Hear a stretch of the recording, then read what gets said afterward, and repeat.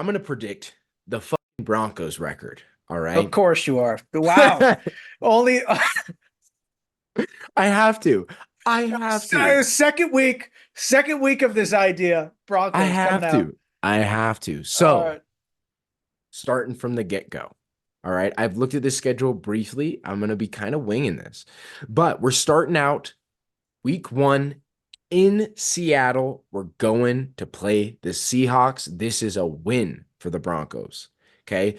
This is kind of disarray, a little bit of disarray going on Little bit of for Addison Ray. a little bit of Addison Ray, a little bit of disarray for the Seahawks, new coaching staff. Geno Smith going to be trying to do a lot because it's his, I believe this is his last contract year or second to last where the money's really involved. So, um, win for the Broncos, starting out 1-0. They head to the Steelers they head home and play the Steelers. Week 2, this is a loss.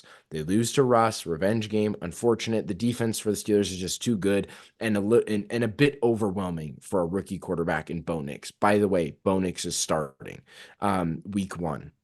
So he gets his first win in his first NFL game, woo woo, and then takes the loss to the Pittsburgh Steelers. Week 3, the Broncos are heading to Tampa Bay. This is a 2-game road trip. They're playing the Bucks in Tampa. Nice and warm game. This is a Sunday game at 11 o'clock. Baker Mayfield, early season Tampa Bay. This is a win for the Broncos. I think that the magic will be alive for the Broncos early, especially for Bo Nix. But we'll get to how it might run out later in the year. But I think there's some winnable games early in the year here for the Broncos, and I think Tampa Bay is one of them. This is nothing but just grabbing my balls and going with it. Okay, so Let's Broncos grab your balls. Broncos 2-1 heading into week 4. They go to New Jersey to play the Jets. This is a loss for the Broncos. It's pretty just clear and plain. The Jets are a better team, barring Aaron Rodgers does not explode his Achilles in the first 4 plays of the season. They're just a better team. They're going to beat the Broncos 2-2 heading into week 5. This is where it starts to get a little interesting. We've got a stretch here to where there could be some noise made. They're playing the Las Vegas Chargers in Denver. Mm-hmm. This is a home game. I guess Garner Minshew is going to be the quarterback there. I don't really know what that's going to look like. Now, what? Gardner Minshew is on the Raiders. Yeah, that's what they're playing. You said the Chargers. Sorry, Las Vegas Raiders. Sorry, Okay. Okay. Las Vegas Raiders. I'm here Um, now. I'm here. yeah, I'm locked no, in. that's my fault. They're playing Las Vegas Raiders. And this is tough. This is a tough game for me because Gardner Minshew's a quarterback. They've got Devontae Adams, but He what is a is quarterback, yes. what is Devontae? Devontae to me clearly doesn't want to be there. He wants to get moved. What does this team look like? No Josh Jacobs. I think the defense is good, but I think they're going to miss Josh Jacobs, and I think the Devontae Adams, Gardner Minshew connection is going to still be a work in progress early in the year. And I think the Broncos win this game on defense. I think this is a big game for our defense. You think their defense wins them this game? Yes, I do. I Didn't think they the get defense rid of wins them this Justin game. Simmons? They did, but we still have PS2. Just PS2 alone wins them this game. No, the defense there's been some surprises during training camp. There's always surprises during training camp. Every Either team way, has surprises. either way, I'm in charge of Okay. this. Okay. The Oh, yeah, Broncos you're win right. this game against the Raiders. Okay. Yep. They are 3-2 heading into week 6 to play the Chargers at home. The Los Angeles Chargers is a win for the Broncos as well. I'm going on the fact that they don't have a lot of weapons here. The Broncos potentially do. There's no running game there. They have no Austin Eckler anymore. I They don't know who's picked going up to be running the Michigan's running ball. back. Congrats. There's no run game here. The defense is Khalil Mack by himself. It's not very potent. This is a win for the Broncos in week 6. They're coming out of this 4-2. Heading into week 7, they're going to New Orleans here. Mm-hmm. Coming off of a 2-game win streak, 2 in-division games too, which is huge. They're going to drop this game to the Saints, though, unfortunately. Very Sean, tactical. You had them win 2 division games back to back. Very tactical. they're going to lose this game to the Saints. Derek Carr is just going to be a bit more experienced. Alvin Kamara, I think, will have a big game in this spot. The run defense for the Broncos was a huge issue last year, and so we'll see what it looks like early in the year. But Alvin Kamara is a like the worst nightmare for the Broncos in the front half of the season when they're still figuring stuff out. So Saints win this game here in New Orleans, and the Broncos are 4-3, still positive heading into week 8. They play the Carolina Panthers. This is a win for the Broncos. They are beating up on them. This is a come to Jesus moment for Bryce Young and the Carolina Panthers, a realization that a rookie quarterback is able to trounce them. I don't agree. Who's their weapon? What are they doing here? Tell me why you think the Panthers have a chance of winning this game. I went down to a convenience store and bought me a 2-pack of Bibbly Bows. That's their weapon. That's their weapon. If you don't know who he's talking about, I'll put the picture up here. I think this is a win. It's Carolina. This is a very winnable game. Carolina's probably gonna have some tough games throughout the beginning of the season. I don't know. They're just a mess. They're just a mess. This is a win.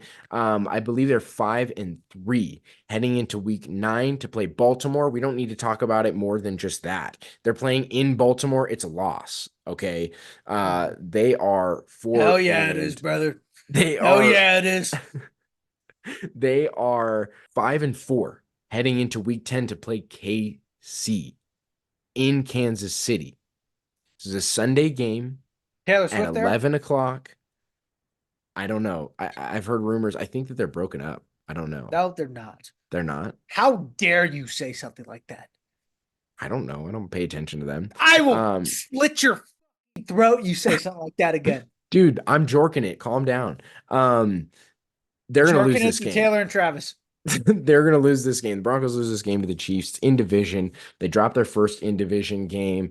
And the Chiefs are just it's the turn of the year. It's week 10. Chiefs are starting to turn it on. Rookie quarterback, all the things going against them in KC is a loss.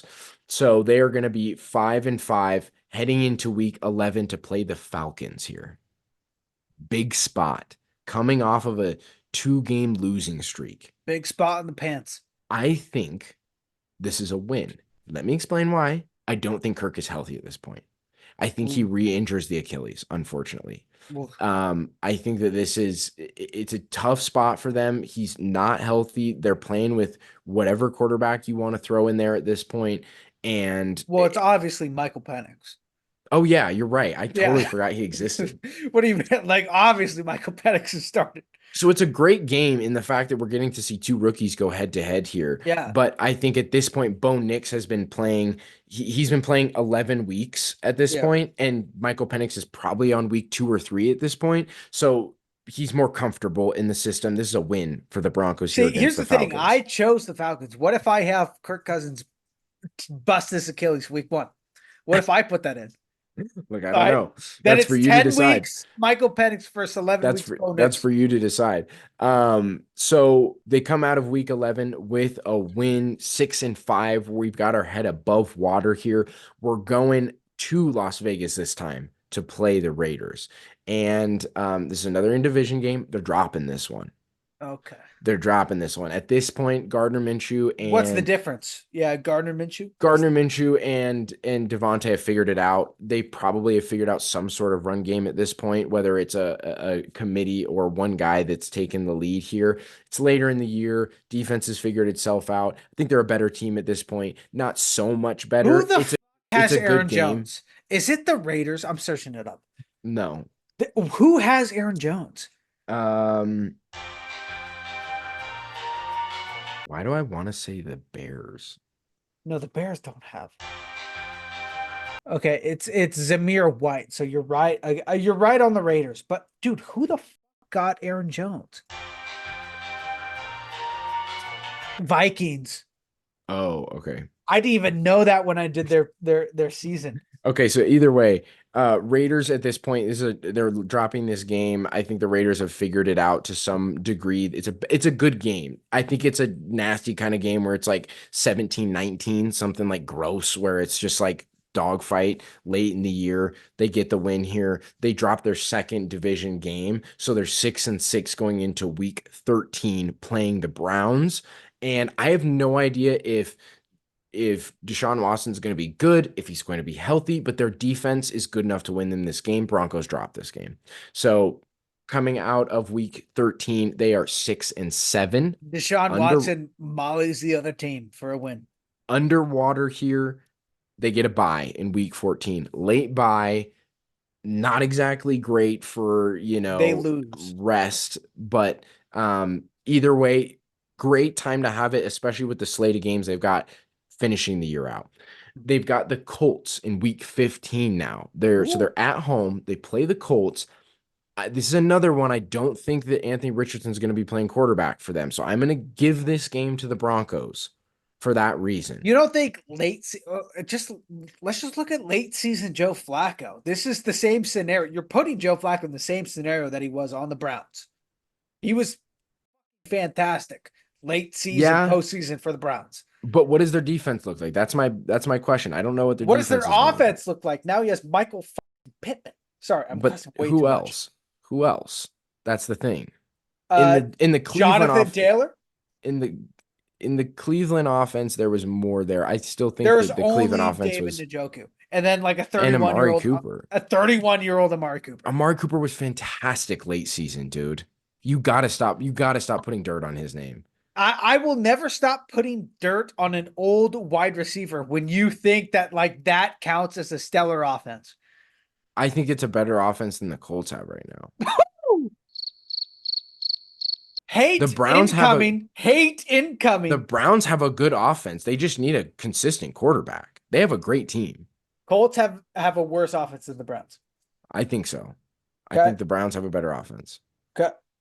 Either way, I think Clipping that up, chopping that up. either way, I think we're getting it's a good game here. Broncos are getting the win. Defense is in full force. They're complete. The chemistry's there. The new pieces in the secondary are clicking. It's a win. So week 15, they are, I think it's 7-7. Yeah, 7-7. I think heading into 7-7, heading into week 16 to play the Chargers in Los Angeles. This is a win again. Chargers, I think it's the same issues. They just don't have enough of a potent offense to deal with the defense that we have and the way that they're going to be clicking late in the year. I think that the Chargers here are going to drop this game. So 8-7 heading into week 17, we play the Bengals. Question here is Joe Burrow healthy? Is Joe Burrow healthy? And in my mind, he is. This is a loss for the Broncos. So I think at this point we are 8-8. Asking the wrong guy. I think we're 8-8 at this point. I'll keep the counter down here, so we'll have it. Final game of the year, week 18. We've got the Chiefs. Late season Chiefs. That's late a tough season one. Chiefs. Tough one here. It's a drop. We're gonna lose this game to the Chiefs. Late season Chiefs. We got our win off of them last year. We got the monkey off our back, but it's just not enough unless Bo Nix is just a godsend and he's incredible by the end of the year at this point. But we're gonna miss. We're second in the division. Only games we're dropping, both to KC, one to Las Vegas. So 3-3 in division. Probably the second seed, I want to say. I think we're finishing the year here 8-9. 8-9 for the Broncos is way overachieving based on the betting numbers, the projected numbers.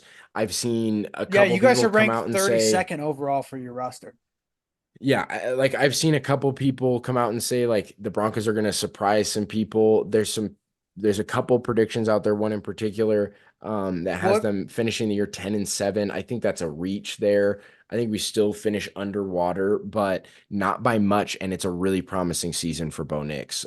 He breaks a majority of the rookie passing records that the Broncos have. They're not very lofty. Like it's like 15 touchdowns and like 2,300 yards or something like Yeah. that. Like it's not I crazy at I do all. want to say it's easy to break expectations when you are, when the expectations are the worst team in the league. It's very easy Right, to but that's break a expectations. pretty wide margin. If we are, I think it's like 5.5 right now is what our line is. And if you're winning 8 games, that's a pretty large margin that you're winning that bet by.